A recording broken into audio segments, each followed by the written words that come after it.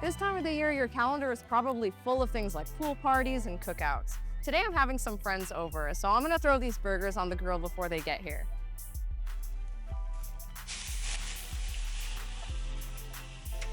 One minute, 37 seconds later. Ooh, just right. Oh, leave that patty on the grill. God, is that you? Oh no, Sarah.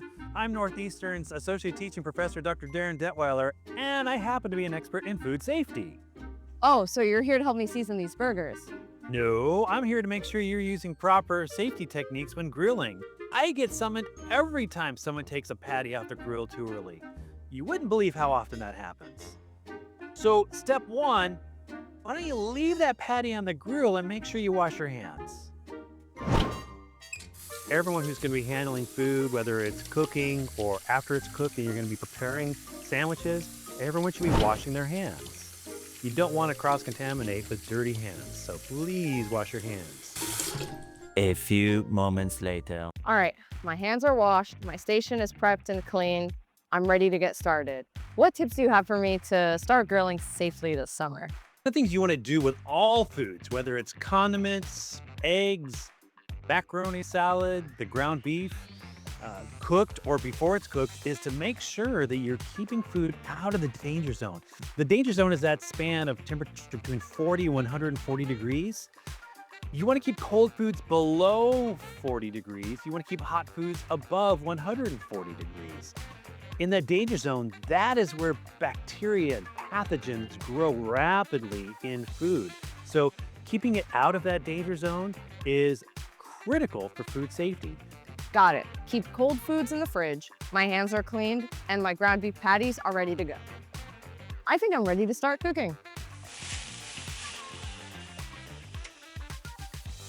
One thing to remember is that unlike a steak, where if there's any pathogens, it's going to be on the outside, ground beef, by the name, ground, right? Everything that's on the outside is now on the inside. So you want to make sure that it's cooked thoroughly all throughout.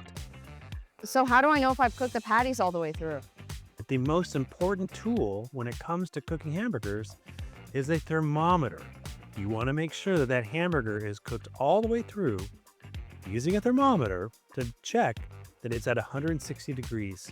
At 160 degrees, you can make sure that you've cooked the hamburger safely and that if there's any pathogens, they have been killed. All right, so I've got my meat thermometer and now I'm confident that all the meat that I cook is going to be prepared safely for this cookout. Are there any other red flags I should be keeping an eye out for? We don't even have enough time to talk about all the red flags. And believe me, I see them every single time I go somewhere. If you're taking food out to the barbecue and you've got a plate full of meats and you're gonna take it off and with some tongs and put it on the grill, make sure you have a plate to take food out and a different plate to take food off of the grill. Smart thinking. I've got a fresh plate here for the cooked burgers. Are there any other things I should keep in mind? Oh, here's another red flag.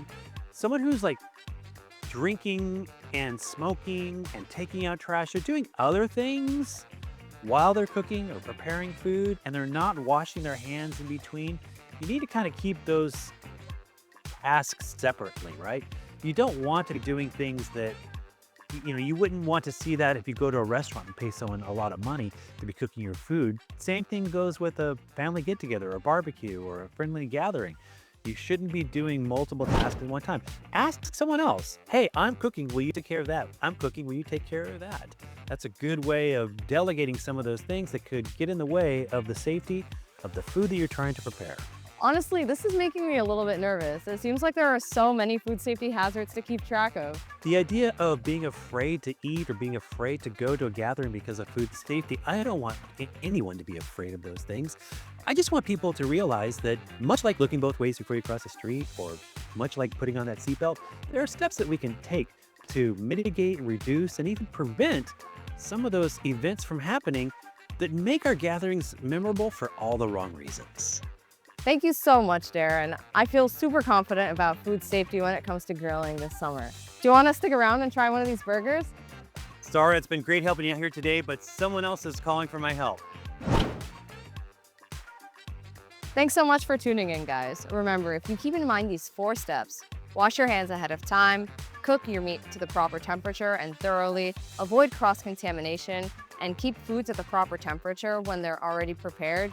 You'll enjoy the summer for all the right reasons.